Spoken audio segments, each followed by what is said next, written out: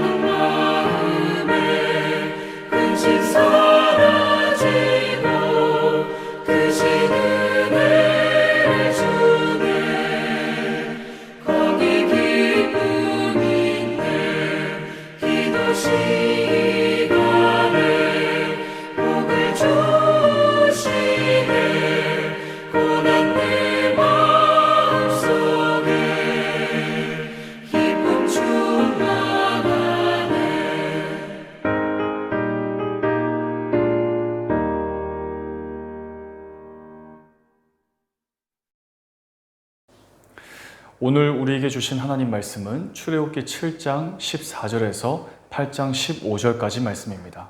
본문 중에 주제 말씀인 출애굽기 7장 17절 말씀을 우리 함께 읽어보겠습니다. 여호와가 이같이 이르노니 내가 이로 말미암아 나를 여호와인 줄 알리라. 볼지어다 내가 내 손에 지팡이로 나의 강을 치면 그것이 피로 변하고. 마태복음 21장 말씀 보게 되면 두 아들 비유가 나옵니다. 거기서 맏아들은 포도원에 가서 일하라고 할 때에 가겠다라고 순종하지 않습니다. 그런데 둘째 아들은 싫다라고 이야기했다가 이후에 뉘우치고 갔습니다. 어떤 아들이 더 나은 아들일까요? 둘 다 말씀에 즉시 순종하는 데에는 실패했습니다. 그러나 하나님이 말씀하시면 즉시 순종하는 것이 가장 좋겠지만 그래도 둘 중에 하나를 고르라고 한다면 당연히 둘째 아들일 것입니다. 여러분은 하나님 앞에서 이 두 아들 가운데 어느 쪽에 가까이에 계십니까? 오늘 본문의 모세는 두 아들 비유 중에서 둘째 아들과 가까이에 있습니다. 그는 하나님의 부르심 앞에서 여러 가지 핑계를 대었지만 결국은 항복할 수밖에 없었습니다. 모세는 처음부터 기쁨으로 순종하였던 것이 아니었지만 막상 하나님의 말씀을 듣고 실제로 바로 앞에 섰을 때 그는 누구보다도 담대했습니다. 오늘 본문의 모세를 보십시오. 비록 그는 다른 사람들이 보기에는 나이가 많은 80세 노인이었지만 어려서부터 40세까지 애굽 왕궁에서 고대 이집트어와 상형 문자를 배웠으며 왕궁의 예절을 배웠습니다. 그는 40년 동안 왕궁 생활이 몸에 배어 있었고 또한 원활한 의사소통이 되었기 때문에 애굽의 바로와 대면하여서 그에게 하나님의 뜻을 전달할 수가 있었습니다. 아니 어떻게 보면 바로 앞에서 담대하게 말할 수 있으면서도 왕궁의 법도를 아는 유일한 히브리인이었을지도 모릅니다. 특히 15절 말씀 보게 되면 모세가 나일강변을 따라 걸어서 바로에게로 가는데 이는 마치 모세가 바로의 공주에 의해 건짐받은 사건을 떠올리게 합니다. 모세는 과거에 그 강가에서 건짐을 받아서 바로 왕궁에서 지낸 적이 있었습니다. 그러나 지금 모세는 바로 왕궁에 하나님의 재앙을 선포하기 위해 다시 그 자리에 서 있는 것입니다. 그런데 출애굽 사건을 단순히 민족 간의 분쟁 정도로 생각하면 안 됩니다. 이 10가지 재앙의 의미는 기본적으로 창조주 하나님과 태양신 라의 전쟁인 것처럼 보입니다. 창조주 하나님이 온 세상을 만드시고 이스라엘 백성을 선택하셨습니다. 애굽의 태양신 라는 이 세상에서 가장 귀한 땅인 애굽을 통치할 대리자로 파라오, 바로 바로를 택했습니다. 그런데 이 태양신 라의 대리 통치자인 바로가 창조주 하나님이 택하신 이스라엘 백성을 억압하고 생명을 말살시키는 반생명적 행위를 합니다. 하나님이 태초에 인간에게 준 명령인 생육하고 번성하라, 바로 이 말씀과 정면으로 대치되는 죄악입니다. 그러므로 이 10가지 재앙은 창조주 하나님을 거스르는 이 바로의 반생명적인 죄악에 대한 심판인 것입니다. 10가지 재앙 이야기를 잘 살펴보면 처음에는 애굽 사람의 심기를 불편하게 하는 것으로 나타나다가 질병과 손실로 이어지고 마지막에는 창조 이전 상태인 어두움과 죽음으로 발전하여 하나님이 창조주이심을 만천하에 알게 합니다. 특히 오늘 본문인 첫 번째 재앙은 나일강이 피로 가득하게 되는 사건인데 이 나일강은 피로 변하여 죽은 물고기의 악취가 가득하게 됩니다. 공교롭게도 이것은 마지막 재앙인 장자의 죽음과 연결됩니다. 이 재앙은 애굽 온 땅과 바로의 왕궁이 곧 피로 붉게 물들여지게 될 것을 나타내는 표적입니다. 마치 죽은 물고기로 가득한 나일강처럼 애굽 사람들도 그렇게 될 것임을 보여주는 것입니다. 사실 이 10가지 재앙은 애굽에서 숭배하고 있던 10가지 우상들을 하나님이 하나씩 제거해버리는 모습을 보여주고 있습니다.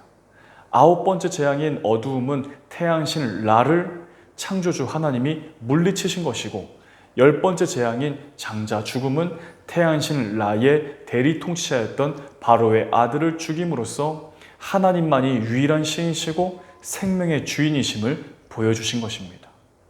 특히 재앙이 애굽 전역으로 퍼지는데도 불구하고 이스라엘 백성들이 살았던 고센 땅에는 단 한 마리의 파리도 한 덩어리의 우박도 그곳을 침범하지 못했고 칠흑 같은 어두움도 고센 땅 경계 지역에서 바로 멈추었습니다.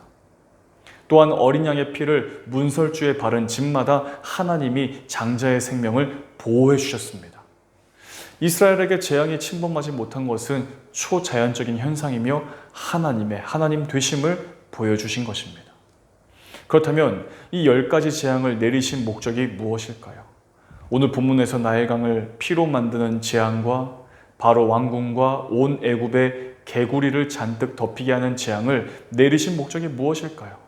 그것은 바로 오늘 주제 말씀이기도 한 17절 말씀에 답이 있습니다. 17절 말씀을 우리 같이 한번 읽어보겠습니다. 여호와가 이같이 이르노니 내가 이로 말미암아 나를 여호와인 줄 알리라. 결국 10가지 재앙의 목적은 여호와 하나님이 얼마나 위대한 분인지를 보여주시고 온 세상이 여호와가 여호와인 줄을 알게 하는 것이었습니다. 나를 여호와인 줄 알겠다라고 하는 구절은 오늘 본문의 17절을 포함해서 출애굽기 6장부터 14장까지 무려 7번이나 반복해서 나옵니다. 하나님이 온 세상 모든 사람의 진정한 주인이시라는 것을 이 재앙들을 통해서 알리신 것입니다. 우리는 창조주 하나님을 믿는 성도입니다. 이 사실을 우리의 삶을 통해 주변으로 알리면서 하나님 나라를 확장해가는 삶이 되시기를 주님의 이름으로 간절히 축복합니다. 이 시간 주신 말씀을 기억하며 함께 기도하겠습니다. 교회 공동기도 제목, 우리 발리하님 교회를 위해서 각자 우리 기도 제목을 놓고 5분 정도 함께 기도하시겠습니다.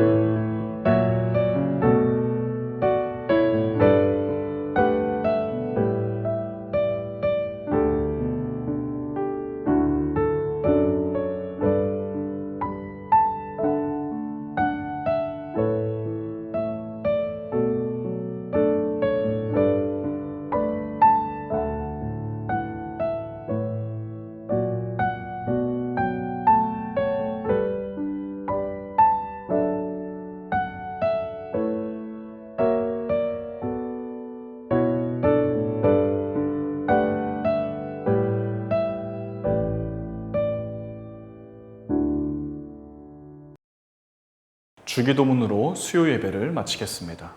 하늘에 계신 우리 아버지, 아버지의 이름을 거룩하게 하시며 아버지의 나라가 오게 하시며 아버지의 뜻이 하늘에서와 같이 땅에서도 이루어지게 하소서. 오늘 우리에게 일용할 양식을 주시고 우리가 우리에게 잘못한 사람을 용서하여 준 것 같이 우리 죄를 용서하여 주시고 우리를 시험에 빠지지 않게 하시고 악에서 구하소서. 나라와 권능과 영광이 영원히 아버지의 것입니다. 아멘.